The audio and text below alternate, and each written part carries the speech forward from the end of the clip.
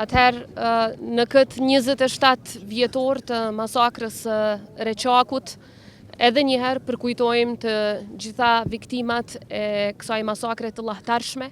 e cila sërish dëshmoi qëllimin shfarosës që regjimi gjenocidal i atëhershëm i Serbisë kishte ndaj popullit të Kosovës. Reçaku dhe plagët e Reçakut akoma flasin, sepse dhimbja është po aq e freskët sa ishte para 27 vitesh. Dhimbja është e freskët për familjet, por është në fakt po aq e freskët për gjithë popullin e Kosovës, sepse akoma nuk ka pasur drejtësi për krimet që janë kryer këtu,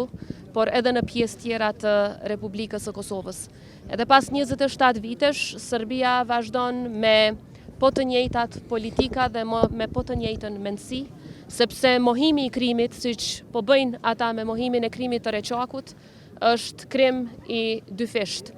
Rrjedhimisht ne do të vazhdojmë ta mbrojmë të vërtetën, jo vetëm këtu në Kosovë, por çdo kund në botë, sepse ashtu siç dëshmoi edhe ambasadori William Walker në ditën e krimit, ajo çfarë ka ndodhur këtu ishte krim kundër njerëzimit, ishte krim kundër të pafajshmëve dhe ishte dëshmi e gjallë se qëllimi i regjimit serb ishte ta zhduk popullin shqiptar në Kosovë nga faqja e dheut. Sot ne jemi të lirë.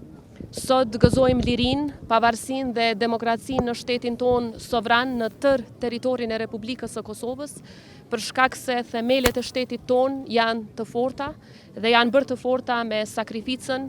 e martirëve të Reçakut dhe martirëve gjithandej Kosovës dhe dëshmorëve të ushtrisë çlirimtare të Kosovës, të cilët dhanë edhe jetën në mënyrë që ne sot ta gëzojmë lirinë. I përjetshëm kujtimi për të gjithë të rënët për lirinë tonë.